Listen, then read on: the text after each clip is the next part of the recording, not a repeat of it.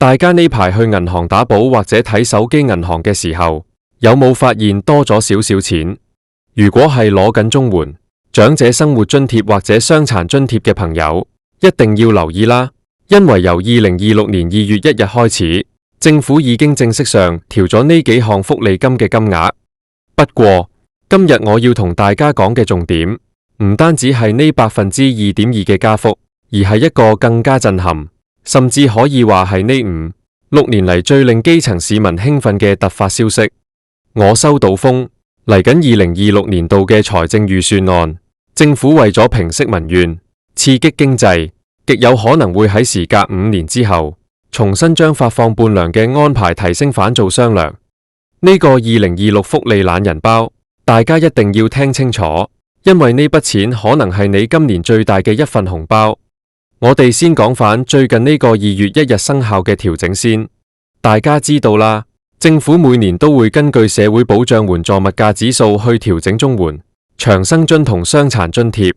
今年即係2026年，呢個調整幅度定咗喺2.2%。你可能會話，得個2.2%，加得嗰幾十蚊、百幾蚊，買斤菜都唔夠啦。但係老友記，你要明白，喺而家呢個經濟環境下，加總好過減。以長者生活津貼為例，如果你本來係攞緊4195蚊，加咗2.2%之後，每個月會多咗大約90幾蚊。呢90幾蚊對於有錢人嚟講可能係一餐下午茶，但對於要抌石仔過日子嘅老人家嚟講，每個月多返幾十蚊買2盒蛋，買多2斤菜，都係實實在在嘅幫補。但係點解我今日要特登拍呢條片同大家拆解？因為最精彩嘅戲碼係喺後面。大家記唔記得，大約喺5、6年前，即係2021、2022嗰陣，政府仲係好興派雙糧，即係每年預算案一出，攞開津貼嘅朋友嗰個月就會收到雙份錢。但係呢幾年因為赤字，因為經濟唔好，政府年年都話要縮水，由雙糧變咗半糧，即係得返0.5個月嘅津貼。舊年甚至有傳聞話連半糧都想取消埋。不過嚟到2026呢一年，成個局勢唔同晒。點解？首先，2026年初嘅社會氣氛其實係幾繃緊嘅，物價升得好犀利，一碗雲吞麵由40蚊升到接近50蚊，大家嘅購買力其實係縮緊水。加上呢幾年零售、飲食市道都唔係幾好，基層市民嘅壓力大到頂唔順。我哋收到嘅消息係，政府內部有聲音覺得，如果2026年度嘅預算案仲係咁手緊，民怨可能會爆發。所以為咗緩解呢種不滿，財政司司長極有可能會喺2026年度嘅預算案入面，將原本大家已經習慣咗嘅半糧，重新加碼做雙糧。大家諗下，如果真係半糧變雙糧，對於一個攞緊長生津嘅老友記嚟講，意味住乜嘢？依家長生津每個月加到去4000幾蚊，如果派雙糧，就係額外再俾多1個月嘅錢。換句話講，喺發放嗰個月，你個戶口會突然間多咗8000幾蚊落袋。對於一個65歲以上無收入嘅長者嚟講，呢8000幾蚊簡直係及時雨。你可以攞嚟換部新嘅收音機，或者買多幾件厚衫過冬，甚至係去酒樓請孫仔食餐好嘅。呢種獲得感，絕對唔係個2.2%嘅加幅可以比擬嘅。講到呢度，我哋要具體睇下傷殘津貼嘅朋友。傷殘津貼分為普通同埋高額，同樣係喺2026年2月1日起加咗2.2%。如果你係屋企嘅照顧者，每日辛辛苦苦照顧緊一個有需要嘅家人，呢份津貼係你哋嘅尊嚴。如果2026年度真係派雙糧，普通傷殘津貼加埋雙糧，嗰個月就會有幾千蚊額外收入。呢筆錢唔係話俾你去豪使，而係可以幫補下嗰啲昂貴嘅醫療好材、復康用品，甚至係請多幾次陪診。對於以殘養殘或者老照顧嘅家庭嚟講，2026年度呢份預算案簡直係決定咗佢哋今年嘅生活質素。有好多人問我，點解政府今年會咁大方？2026年嘅財政儲備雖然唔係話好多，但係政府發覺直接派消費券嘅行政費好貴，而且好多老人家唔識用電子支付，成日要去搞嗰啲麻煩嘅登記手續。最快、最直接、最唔會出錯嘅方法，其實就係透過社署現有嘅系統，直接將錢過入呢啲攞緊津貼嘅戶口。呢種做法係最入屋嘅。2026年，政府想做嘅係精準扶貧，將錢俾到最需要嘅人手上。而呢班基層市民攞到錢之後，多數都會喺本地消費，去街市買嘢，去茶餐廳食飯。咁樣一嚟可以幫到市民，二嚟可以刺激返2026年萎縮緊嘅零售業，一舉兩得。我哋再詳細拆解下2026年度綜援受助人嘅情況。綜援唔單止係一份標準金額，仲包括咗好多唔同嘅補助金，好似水電費津貼、租金津貼等等。由2026年2月開始，呢啲金額都同步上調咗。如果政府真係喺預算案入面宣布派雙糧，一個4口之家，如果佢哋全部係靠綜援生活，嗰個月加埋雙糧，隨時會一次過多咗成萬幾2萬蚊現金流。呢筆錢對於一個住喺劏房或者係生活捉襟見肘嘅家庭嚟講，係一個翻身嘅機會，起碼可以清咗啲欠債，或者幫細路仔買啲讀書用品。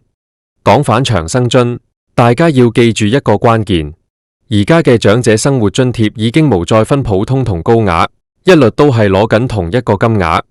只要你年滿65歲，資產同入息符合要求，你就可以攞足。喺2026年度，呢個政策已經行得好成熟。如果你身邊有朋友啱啱喺呢1-2年踏入65歲，或者即將喺2026年度過65歲生日，你一定要叫佢哋第一時間去申請，因為如果佢哋遲咗申請，就可能會錯過咗預算案宣布派雙糧嗰一刻嘅黃金入數期。大家要明白，香港嘅人口老化問題喺2026年係非常之嚴重嘅。根據數據，每3、4個香港人就有1個係長者。政府知道，如果唔搞好長者福利，成個社會嘅穩定性都會出問題。所以2026年度嘅財政預算案，除咗我頭先講嘅派雙糧之外，仲有傳聞話會針對醫療券做出優化。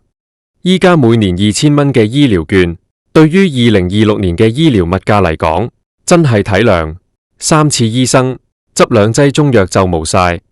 社會上有好強烈嘅聲浪，要求政府喺2026年度將醫療券加碼到3000蚊。如果呢個消息都係真嘅，咁長者喺2026年度攞到嘅福利，加埋長生津、雙糧同埋加碼嘅醫療券，加埋就真係好有份量。我哋再睇返歷史，點解我話今年半糧變雙糧嘅成數好高？大家睇返2021至2025呢幾年，政府年年都話赤字，年年都話要市民共度時艱，但係去到2026年，社會已經好攰啦。如果你繼續喺呢啲基本民生福利上面節衣縮食，市民嘅怨氣會轉化成好大嘅負面情緒。政府需要一個政治紅利，需要話俾大家聽，佢哋係關心基層嘅，而派錢俾攞開津貼嘅人，係成本最低、效果最快嘅方法。所以2026年度呢份預算案，好大機會係一份還富於民嘅報告。不過，作為一個負責任嘅資訊傳遞者，我要提下大家，雖然加幅2.2%係已經定咗，但派雙糧仲係處於極大機會嘅階段。最終版本要等司長喺預算案嗰日正式宣讀，但我同好多政界人士傾過，佢哋都認為今年係不得不派，所以我建議各位老友記，而家就開始計劃下，如果你喺2026年度真係多咗成個月嘅津貼，你應該點樣運用？係咪應該留返少少錢做緊急醫療儲備，定係幫屋企換件舊電器？另外，大家都要留意返資產限額。雖然津貼金額加咗，但資產限額亦都會隨住通脹而調整。如果你喺2026年度資產剛好喺嗰個邊緣位，你就要特別小心，唔好因為多咗少少存款就冇咗成份津貼。我哋成日講，資訊就係金錢，了解清楚2026年度最新嘅資產申報要求，對你哋嚟講至關重要。喺呢個2026懶人包入面，仲有一樣嘢好多人忽視，就係租金津貼。好多住喺私樓或者劏房嘅綜援戶，最怕就係加租。2026年度嘅租金津貼上限雖然都有微調，但往往追唔上租金加幅。所以，如果今年真係派雙糧，我強烈建議住喺私樓嘅朋友，要將呢筆錢留返一部分，作為應付未來一年可能加租嘅儲備。唔好因為一時之間多咗幾千蚊，就去買啲唔係好需要嘅奢侈品。大家知唔知2026年度嘅財政預算案其實亦都係一個風向標，佢反映咗政府點樣睇未來幾年嘅經濟。如果佢肯派雙糧，代表政府對未來嘅稅收或者財政有反咁上下信心，又或者佢覺得相比起守住個荷包，穩定社會民心更加重要。無論係邊一種，對於攞緊長生津、傷殘津貼嘅基層市民嚟講，2026年度都會係一個比較好過嘅年份。我想同各位老友記分享一個真實個案。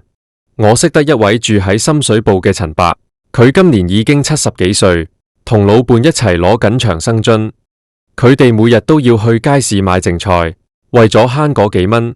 當佢聽聞2026年度可能會派雙糧嘅時候，佢眼眶都紅咗。佢同我講，如果真係多咗嗰幾千蚊，佢終於可以帶老伴去配副好啲嘅眼鏡，唔使再戴住嗰副崩咗角嘅舊眼鏡。呢種故事喺香港嘅角落入面周圍都係。2026年度呢份糖對好多人嚟講唔係額外嘅甜頭，而係生活嘅基本尊嚴。所以大家聽住啦，2026年度嘅關鍵字就係2月1日。首先入去睇下戶口，確認嗰2.2%嘅加幅係咪已經到咗。如果你發現金額唔對路，記得即刻聯絡你所屬嘅社會福利署辦事處。二嚟就係要密切留意財政預算案嘅公布。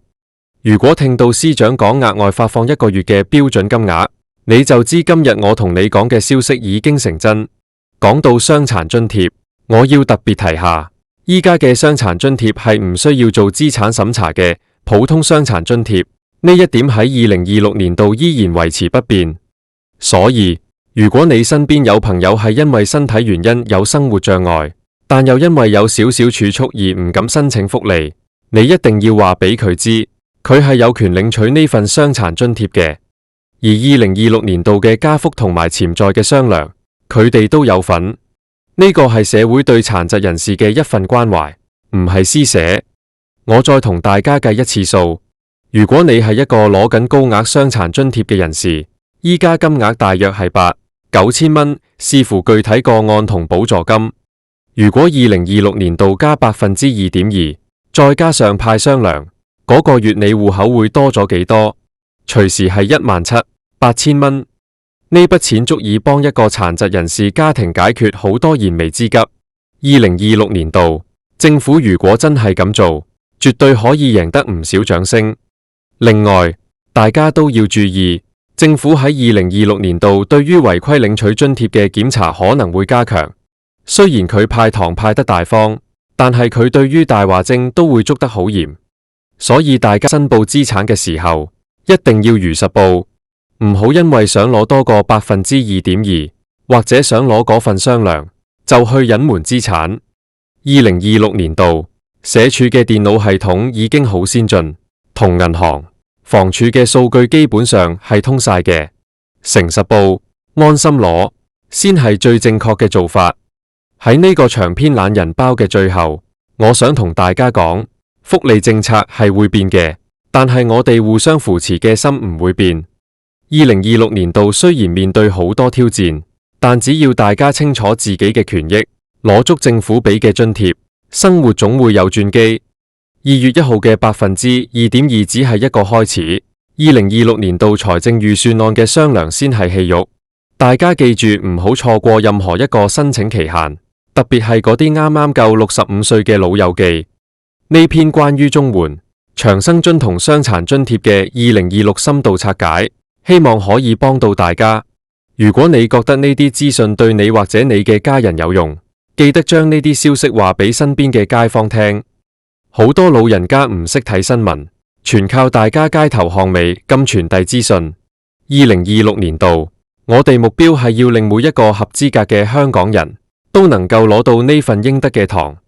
大家係咪好想知，如果2026年度真係派雙糧，你個人或者你屋企具體可以加埋攞到幾多錢？